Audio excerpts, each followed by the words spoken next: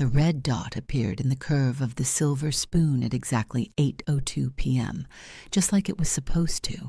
Sharon Geyser saw it, polished metal reflecting a sniper's laser, a crimson thread connecting the rooftop across the street to the back of Kim Ha-joon's skull. Her heart didn't race. Her hands didn't shake. She'd been waiting for this moment for 3 years, training for it, dreaming of it. The performance of a lifetime condensed into 5 seconds of choreographed chaos. She moved. Her body crashed into Ha-joon with the force of genuine panic, the kind that sells. The kind that makes a man believe you've just saved his life. They hit the floor together, porcelain shattering around them, red wine bleeding across white tablecloth like a crime scene. His bodyguards swarmed, weapons drawn, shouting in Korean. The restaurant erupted into screaming, chairs scraping, glass breaking. Perfect chaos. Exactly as planned. Sharon pressed herself against him, her teal uniform tight against his expensive suit, feeling his pulse hammer against her chest. "Don't move," she gasped, eyes wide with manufactured terror. "There's a sniper. I saw the laser. I saw it in the spoon." Ha-joon stared up at her, dark eyes searching her face, tattoos crawling up his neck like ancient warnings he'd stopped reading long ago. He saw a frightened waitress, a civilian caught in his violent world, someone innocent. He didn't see the ghost. He didn't see the weapon. He didn't see that the woman shielding his body had just marked him for a death slower than any bullet. 3 minutes. That's all it took to change everything. 3 minutes of carefully crafted heroism. And Sharon Geyser, operative codename Wraith, had achieved what no rival syndicate, no hired killer, no enemy in Kim Ha-joon's blood-soaked empire had ever managed. She'd made him trust her. Security dragged her off him, rough hands on her arms. She played it perfectly, trembling, stammering apologies, insisting she was nobody, just a server who saw something. But Ha-joon was already sitting up, waving them back, blood on his collar from where they'd hit the ground. His eyes never left her face. "What's your name?" His English was perfect, accent barely there. Sharon Geyser. "I'm so sorry, I didn't mean to." "You saved my life." The words hung in the air between them, and Sharon felt the first lock click open. Step 1, complete. The king had been captured. He just didn't know he was already in check. What Kim Ha-joon didn't know was that Sharon had memorized this moment 1,000 times. What he didn't know was that the sniper packed up on the rooftop wasn't his enemy, but hers, her partner, her handler, the architect of his destruction. What he didn't know was that the trembling woman in the teal uniform had spent 3 years becoming someone else, someone he could trust, someone he could love, someone who could get close enough to watch his empire burn from the inside. What he didn't know would kill him. Eventually, slowly, perfectly. But first, she had to make him believe in heroes. Subscribe to see how this unfolds and comment where you're watching from. I will love to say hello to you just to know how far our story is going. They let her go home that night, but Sharon knew better. The black sedan followed her to her apartment in Koreatown, idling across the street while she climbed the stairs to her studio. She didn't look back, didn't acknowledge them. Just a scared waitress going home after the worst shift of her life, hands still shaking as she fumbled with her keys. Inside, she sat on the edge of her bed and stared at her reflection in the darkened window. The ghost of herself stared back. 3 years of preparation. 3 years of becoming Sharon Geyser, the nobody with the tragic backstory and the clean record. 3 years of waiting tables and smiling at customers and pretending she was anything other than what she really was. a weapon with a pulse. Her burner phone buzzed once, a single word from her handler. Clean? She typed back, perfect. Then she powered it down, removed the SIM card, and flushed it down the toilet. Phase 1 was complete. From here on out, she was on her own until extraction. No contact, no safety net, just the mission and the man who thought she'd saved his life. The knock came at dawn. Sharon opened the door to find Ha-joon standing in her hallway, flanked by 2 bodyguards who looked like they ate concrete for breakfast. He wore a different suit, charcoal gray, perfectly tailored. The tattoos on his neck were the only thing wild about him. "Mr. Kim," she made her voice small, uncertain. What are you doing here?" "You wouldn't take my money." He said it like an accusation, like her refusal had offended him somehow. "I tried to give you $50,000 last night. You said no. I don't want money." Sharon wrapped her arms around herself, playing the part. "I just did what anyone would do." "No." Ha-joon stepped closer, and she noticed the way his bodyguards tensed. "Anyone else would have run. You threw yourself between me and a bullet. That's not nothing. That's—" He paused, searching for the word. "That's something I don't know how to repay." "You don't have to repay anything." "Yes, I do." His voice went hard, final. "But if you won't take money, then let me offer something else. Protection." Sharon blinked, feigning confusion. "Protection from what?" "From whoever sent that sniper. They saw you. They know you interfered. That makes you a liability." He glanced past her into the cramped studio, taking in the second-hand furniture, the dishes in the sink, the life of someone barely getting by. "You can't stay here. It's not safe. I can't just... I have a job. I have rent. I'll take care of it. All of it." Ha-joon's expression softened, just slightly. "Please, let me do this. Let me keep you safe." Sharon hesitated, letting the silence stretch just long enough to seem real. Then she nodded, slow and uncertain, like she was making a mistake she couldn't take back. "Okay," she whispered. "Okay." The car that picked her up 3 hours later was bulletproof. The estate they brought her to sat in the Hollywood Hills, all glass and steel, and views that cost more than most people made in a lifetime. Sharon stood in the marble entryway, with her single suitcase, taking in the security cameras, the armed guards, the locked doors that would keep threats out, or keep her in. Ha-joon showed her to a guest room that was bigger than her entire apartment. "You'll be comfortable here. Anything you need, just ask. I don't understand why you're doing this.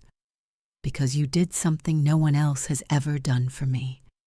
He looked at her then, really looked at her, and Sharon felt something shift in the air between them. "You put yourself in danger to save someone you didn't know. In my world, that doesn't happen. People don't help. They don't sacrifice. They take and they run and they survive." He paused. "You're different." Sharon wanted to laugh, wanted to tell him the truth, that she was the most dangerous person he'd ever let through his door, that every word out of her mouth was a calculated lie, that she wasn't different, she was worse. Instead, she smiled, soft and grateful. "Thank you." She had 3 days before she met Kenji. Ha-joon's head of security was a wall of a man, Japanese-Korean, with scars that mapped a lifetime of violence across his knuckles and neck. He watched Sharon the way predators watch prey, eyes tracking her every movement through the estate. She could feel his distrust like static electricity, crackling between them whenever they were in the same room. On the 4th morning, he cornered her in the kitchen. "You're a liar," Sharon looked up from her coffee, keeping her expression neutral. "Excuse me? Something about you doesn't fit." Kenji leaned against the counter, arms crossed. "Your background checks out. Your story checks out. But you?" He shook his head. "You don't move like a waitress." "I don't know what you mean." "Yes, you do." He stepped closer. "I've been doing this for 15 years. I can spot an operator at 50 paces. The way you clear corners. The way you catalog exits. The way you never sit with your back to a door." His voice dropped.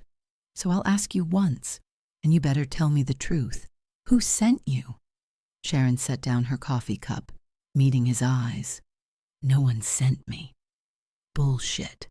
Believe what you want." Kenji moved fast, grabbing her wrist and twisting it behind her back. Pain shot up her arm, but Sharon didn't resist, didn't fight back. Let him feel in control. "Ha-joon trusts you," Kenji hissed in her ear. "But I don't, and if I find out you're here to hurt him, I will put you in the ground myself. Let go of me. Not until you—" "Kenji." Ha-joon stood in the doorway, his voice cold enough to frost the air. Kenji released Sharon immediately, stepping back. "She's lying, boss. I know she is. She saved my life, or she's part of whatever game is being played." Kenji gestured at Sharon, who was rubbing her wrist, eyes downcast. "We need to be sure. Let me vet her, properly." Ha-joon looked between them, jaw tight. Sharon could see the calculation happening behind his eyes. Trust versus caution, gratitude versus survival. She needed him to choose trust, needed him to believe in the hero he thought she was. "Okay," Ha-joon said finally. "Do it. But you don't hurt her."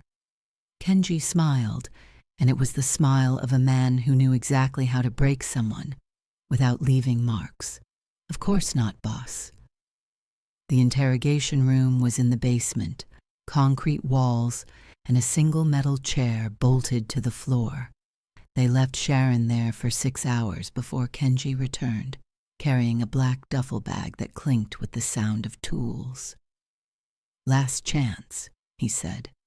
"Who are you really?" Sharon looked at him. And for the first time since arriving, she let the mask slip just enough to show the steel underneath. "I'm the woman who saved your boss's life. That's all you need to know." Wrong answer. The first test was the lie detector. Sharon answered every question with practiced ease, her heart rate controlled, her breathing steady.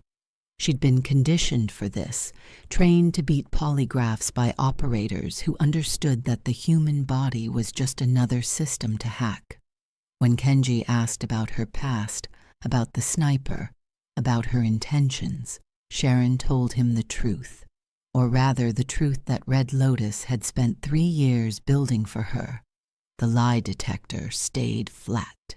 Green lights, no deception detected. Kenji's frustration mounted with every negative result. The second test was pain. He started with pressure points, places that lit up the nervous system without leaving evidence. Sharon absorbed it, letting the agony wash through her while keeping her face neutral. She'd been through worse during training, had learned to compartmentalize suffering, to put it in a box and deal with it later. Kenji could hurt her body, but he couldn't touch the part of her that mattered, the mission. "You're good," Kenji admitted after an hour. "Better than you should be. That kind of pain tolerance, that kind of control. You don't get that from waiting tables. You'd be surprised what people can endure when they have to. Stop playing games." "I'm not." Sharon met his eyes. "You want to know who I am? I'm someone who's been hurt before. Someone who learned how to survive. That's all." The lie was perfect because it was partially true. Sharon Geyser, the identity, had a backstory riddled with trauma, foster care, abusive relationships, near-death experiences that explained her reflexes, her tolerance, her ability to endure. Red Lotus had crafted the legend so carefully that even under interrogation it held. Every scar had a story. Every skill had a justification. Kenji ran her through scenarios, stress tests, trick questions designed to catch inconsistencies. Sharon navigated them all, playing the part of the damaged woman who'd found unexpected courage in a moment of crisis. By the time he finally stopped, 8 hours had passed. She was exhausted, bruised, and still conscious. "She's clean," Kenji told Ha-joon later that night. Sharon listened through the heating vent in her room, their voices carrying up from the office below. "I don't like it, but she's clean. Everything checks out. If she's working for someone, they buried it so deep even I can't find it." "So you believe her?" A long pause. "I believe she thinks she's telling the truth. Whether that's the same thing, I don't know." "Good enough." Ha-joon's voice carried a note of relief. "Leave her alone, Kenji. She's been through enough." Sharon smiled in the darkness of her room. The first barrier was down. Now the real work could begin. She waited 2 weeks before making her move. 2 weeks of playing the grateful houseguest, of being useful but not too useful, of slowly becoming part of the background of Ha-joon's life. She learned his routines, his habits, the way his organization operated, and she watched Kenji. The head of security was loyal to a fault, the kind of man who would die for Ha-joon without hesitation. Which meant he was the biggest threat to her mission. Sharon needed him gone, and she needed Ha-joon to be the one to pull the trigger. The evidence was easy to plant. A burner phone in Kenji's gym bag with texts to an unknown number discussing Ha-joon's schedule. Financial records showing deposits to an offshore account. Money Sharon funneled from one of Red Lotus's shells, making it look like payoff money. Security footage from the restaurant, doctored by her handlers to show Kenji on his phone moments before the sniper appeared. Sharon left the trail like breadcrumbs, knowing Ha-joon's paranoia would do the rest. She was the one who found the phone 3 weeks after moving into the estate, brought it to Ha-joon with trembling hands and wide eyes. "I was looking for my charger in the gym, and I found this in Kenji's bag. I don't think it's his regular phone." Ha-joon took it from her, scrolling through the messages. His face went carefully blank, the kind of blank that meant violence was brewing underneath. "Where is he?" "I don't know. I came straight to you." "Good." Ha-joon called for his other lieutenants, men who'd served with him for years. They went through Kenji's records, his accounts, his communications. Every piece of fabricated evidence Sharon had planted pointed to the same conclusion. Kenji had betrayed them. When they brought him in, Kenji didn't run, didn't fight, just stood in Ha-joon's office with his hands loose at his sides, looking confused. "Boss, what's this about?" "You tell me." Ha-joon threw the phone at him.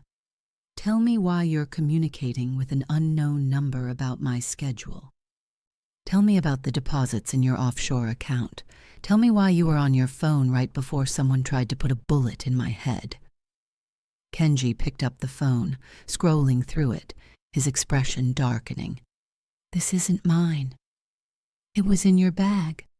"Then someone put it there." Kenji's eyes cut to Sharon standing in the corner. "Her. She's playing you, boss. This is exactly what I warned you about." "She's the one who brought the phone to me." "Because she planted it. Can't you see?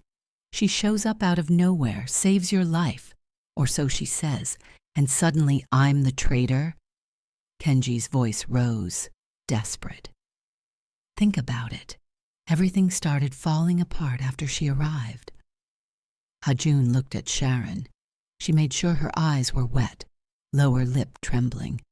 The picture of someone caught in something too big, too violent, too far beyond her understanding. "I didn't—" Her voice broke. I just found the phone. I don't understand what's happening. She's lying. Enough. Ha-joon's voice cracked like a whip. I've seen the evidence, Kenji. The money, the messages, the footage. You were made. Someone got to you. No one got to me. I would never. Then explain the evidence. I can't, because it's fabricated. Kenji took a step forward, and 3 guns came up, pointed at his chest. He froze, hands raising. Boss, please. We've been through too much. You know me. I thought I did. The execution happened in the courtyard at midnight. Sharon watched from an upstairs window as they forced Kenji to his knees. Ha-joon did it himself, standing behind his oldest friend, with a gun to the back of his head. Kenji didn't beg, didn't cry, just knelt there, straight-backed and silent, accepting his fate. I'm sorry, Ha-joon said, and Sharon could hear the break in his voice even from her window. I'm sorry it came to this. You're making a mistake. I hope I'm not. The gunshot echoed across the estate. Kenji pitched forward, blood pooling on the marble. Ha-joon stood there for a long moment, gun still in his hand, staring at what he'd done.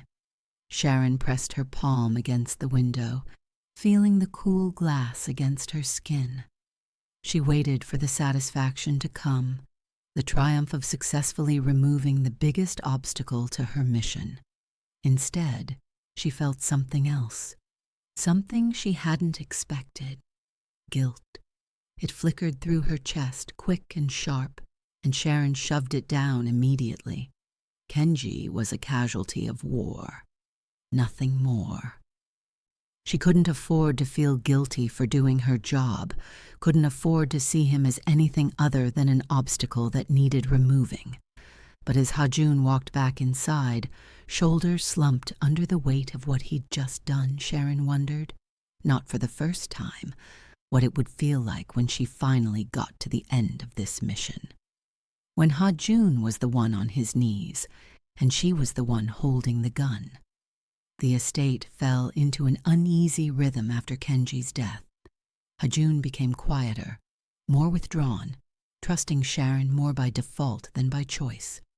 She was there when he needed someone, offering comfort without pushing, listening without judging, playing the part of the loyal friend who'd stumbled into his dark world and stayed anyway. She became his right hand by necessity. Someone had to fill the void Kenji left, and who better than the woman who'd saved his life? Sharon accompanied him to meetings, stood behind him during negotiations, learned the ins and outs of his operation, and every night she fed information to Red Lotus through a series of dead drops and coded messages hidden in plain sight. The weapons shipment was supposed to be clean, $10 million worth of military-grade hardware, moving through the port of Los Angeles on a freight ship registered to a shell company in Panama. Ha-joon had been planning it for months, calling in favors, greasing palms, ensuring every link in the chain was secure. Sharon made sure it wasn't. The tip went to the FBI at 3 a.m., anonymous and untraceable. Ship name, birth number, cargo manifest. Everything they needed to make the bust of the decade. She was with Ha-joon when he got the call. Watched his face go pale, watched his hands start to shake. He hung up without saying goodbye, staring at nothing. What happened? Sharon asked, already knowing the answer. The shipment. The FBI raided it. He looked at her, eyes hollow. Someone talked. Someone on the inside gave them everything. Sharon moved to him, putting a hand on his shoulder. I'm so sorry. That shipment was supposed to be the seed money for the next expansion. Without it, he cut himself off, jaw clenching. I need to find out who did this. Of course, whatever you need.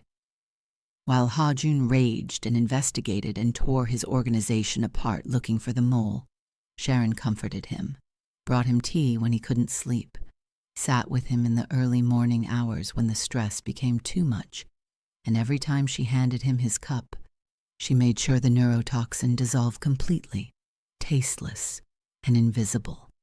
3 weeks after the weapons bust, Ha-joon's hands started to tremble. He blamed it on stress, on lack of sleep, on the weight of running an empire that seemed to be crumbling around him. Sharon agreed, murmuring sympathetic words while calculating how many more doses it would take before the tremors became permanent.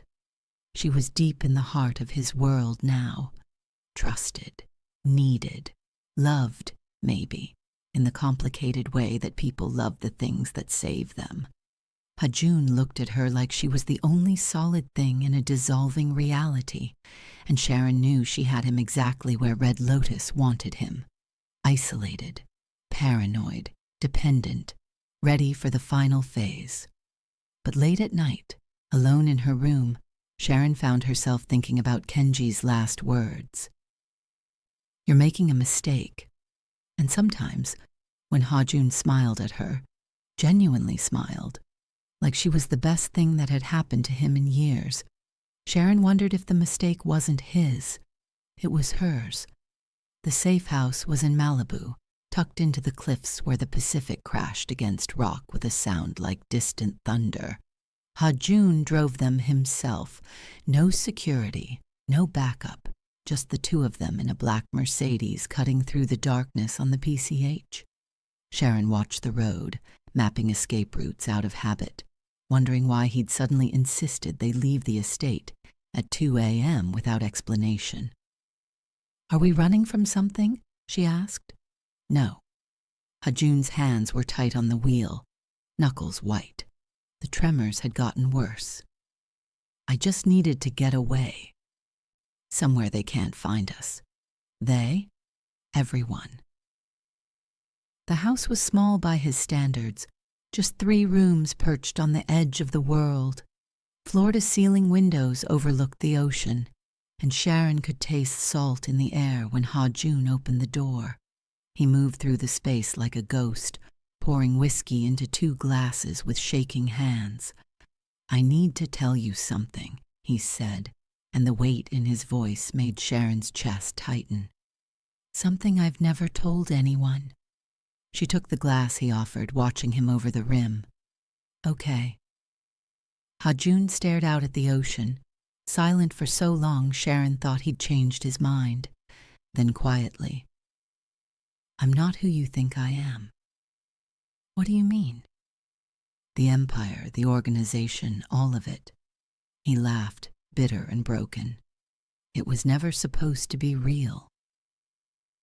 "I was 25 when Interpol recruited me, fresh out of the academy, idealistic, stupid. They needed someone to infiltrate the Korean syndicates in LA. Someone young, someone hungry, someone who could disappear into that world and become it." He drained his glass. "So I did." Sharon felt the floor shift beneath her feet. "You're a cop?" "Was. Maybe. I don't know anymore." Ha-joon turned to face her, and in the moonlight filtering through the windows he looked haunted. It was supposed to be 2 years. Build trust, gather evidence, get out. But 2 years became 5. 5 became 10. And somewhere in there I stopped pretending. The violence, the decisions, the blood on my hands, it all became real. I became real. Your handlers pulled me out 6 years ago, said I'd gone too deep, that I was compromised, that I'd become the thing I was supposed to destroy. He poured another drink, hands shaking so badly the whiskey sloshed over the rim. They were right. I killed people, Sharon. Good people, innocent people. I did things that can never be forgiven, all in the name of maintaining my cover. And when they tried to extract me, I refused, because by then, this was all I had left. Sharon's mind raced, puzzle pieces clicking into place with sickening clarity. Your father, the story about inheriting the empire, a lie. My real father was a math teacher in Busan. Died of cancer when I was 12. Ha-joon's laugh was hollow. The legend Interpol built for me needed a legacy, so they gave me one. Fabricated a whole bloodline of gangsters that never existed. Why are you telling me this? Because I want out. He looked at her then, really looked at her, and Sharon saw the desperation in his eyes. I've spent 15 years drowning in this life, and then you showed up. You threw yourself in front of a bullet for me, and I realized, for the first time in a decade, that maybe I'm worth saving, that maybe there's still something human left under all the blood. The weight of his confession pressed down on Sharon like a physical thing. Everything Red Lotus had told her was a lie. The monster she'd been sent to destroy was actually the only good man left in the game. Her father's death, the justification for her entire mission. Did you kill a man named James Geyser? The question came out before she could stop it. 12 years ago, in Chicago?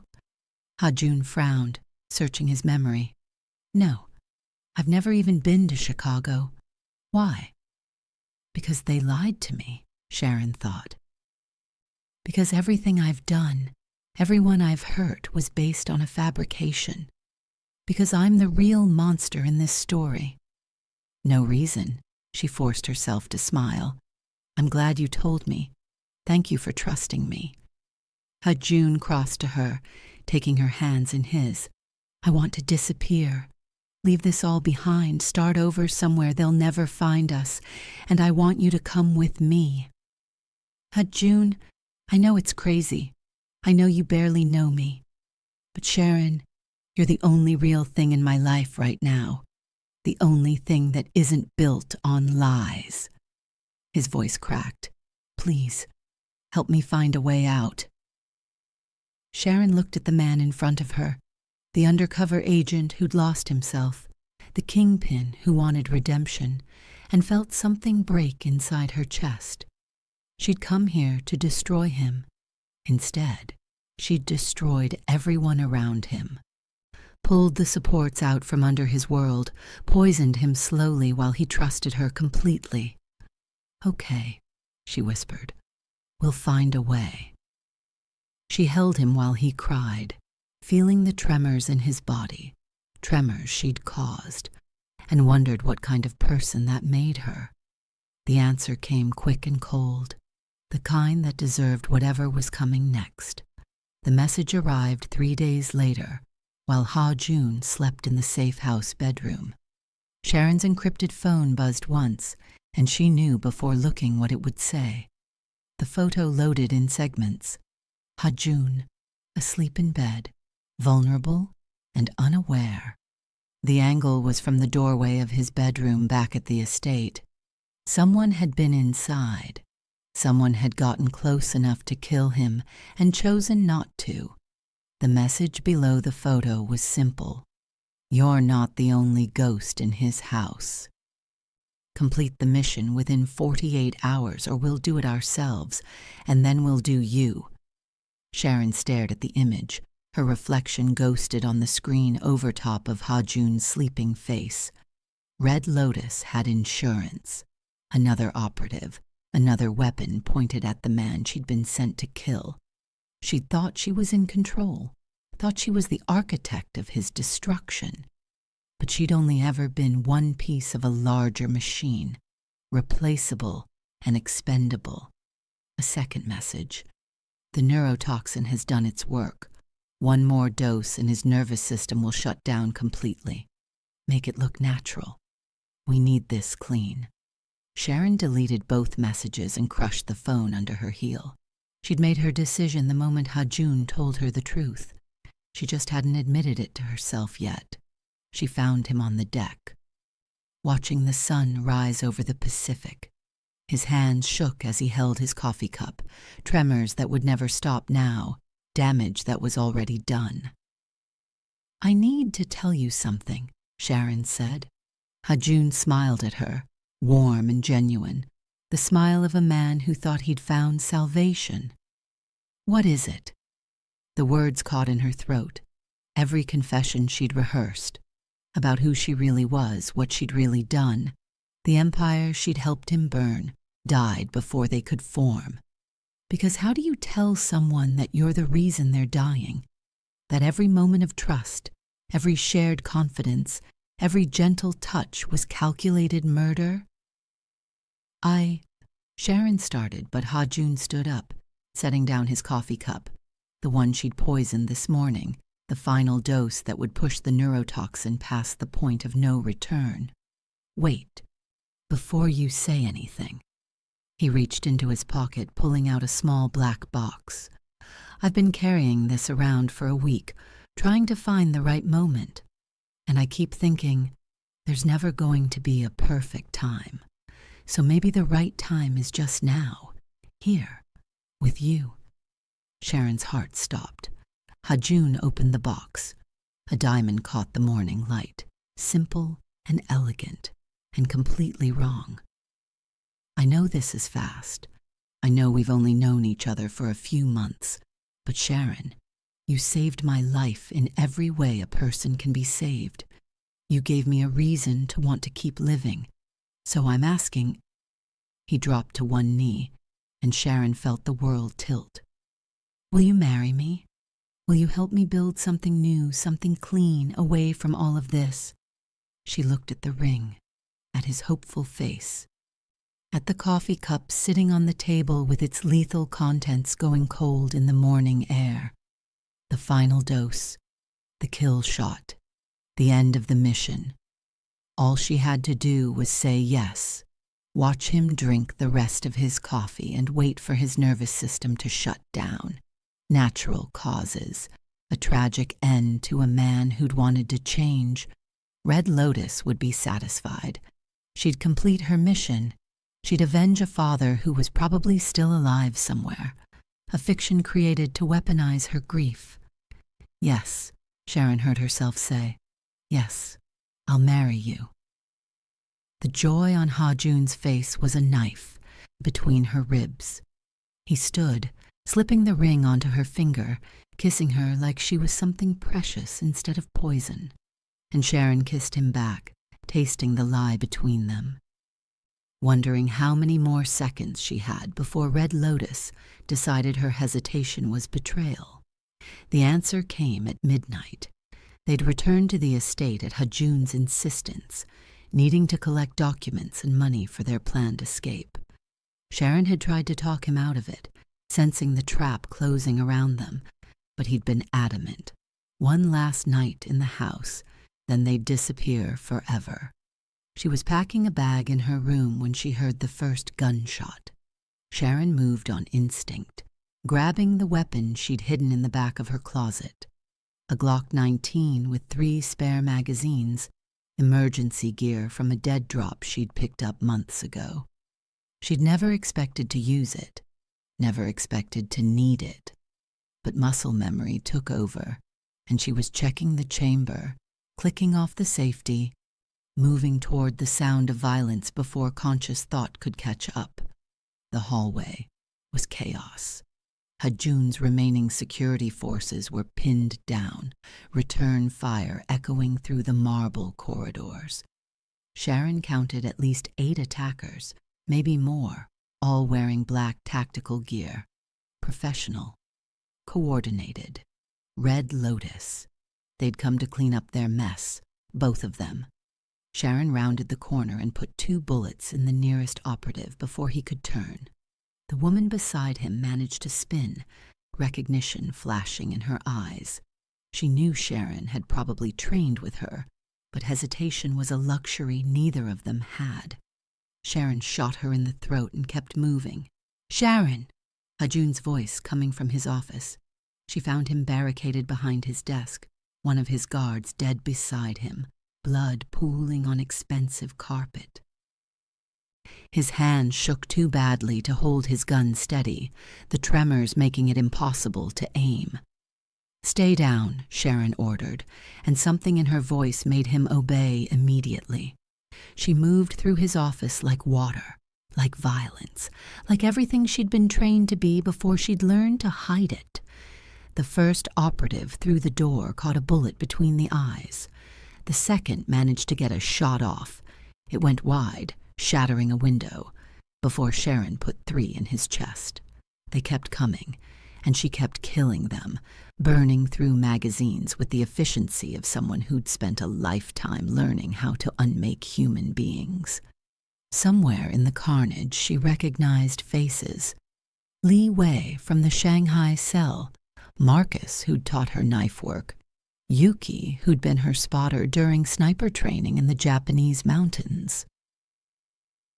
People she'd worked with, trained with, people who were now here to kill her because she'd chosen the wrong side, or maybe the right one. Sharon wasn't sure anymore. The last operative came at her with a knife, fast and silent. Sharon caught the blade in her palm, screaming pain, blood slicking her grip, and drove her gun barrel up under the woman's chin. The shot was muffled by flesh and bone, and then there was just silence, ringing silence, broken only by Sharon's ragged breathing and Ha-joon's shocked gasp behind her. She turned to face him, still holding her bleeding hand, gun loose at her side. Ha-joon stared at her like he was seeing her for the first time, which Sharon supposed he was. "You're one of them," he said quietly. Not a question, a realization. Yes, the sniper, the attack, all of it, was staged to get close to you. Sharon felt nothing as she said it. The numbness was almost a relief. "My name is Sharon Geyser, but everything else you know about me is a lie.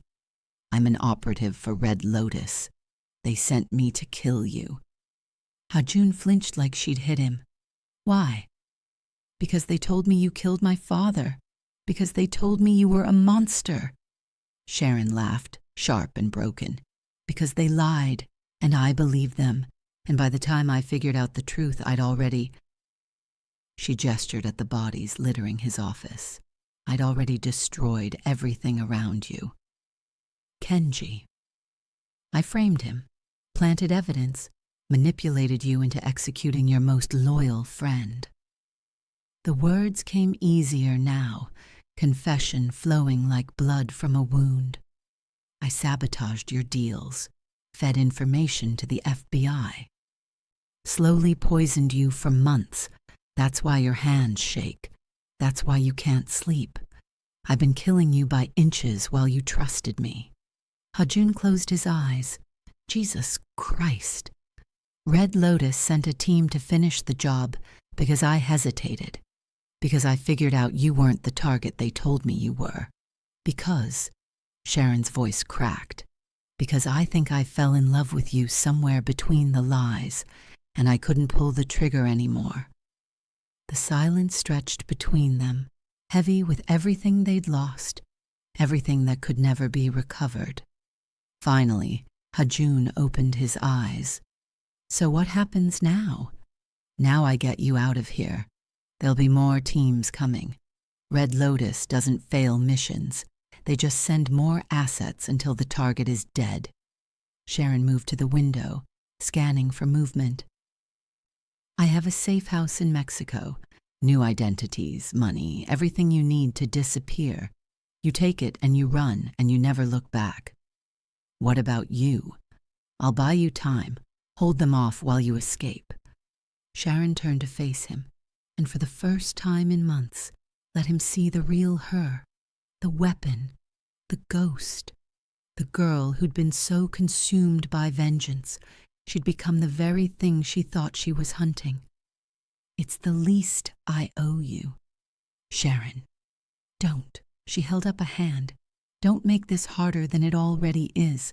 You want it out. This is out. Take it." Ha-joon stared at her for a long moment. Then he nodded just once, and Sharon felt something in her chest crack completely. She'd broken him, saved him, destroyed him, loved him, and now she was letting him go. She gave him the coordinates for the safe house. The codes for the accounts, everything he'd need to build a new life from the ashes of the one she'd burned. Ha-joon took it all in silence, movements mechanical. The man who'd proposed to her this morning gone. In his place was someone harder, colder, someone who understood that trust was just another weapon people used to hurt you. He left without saying goodbye.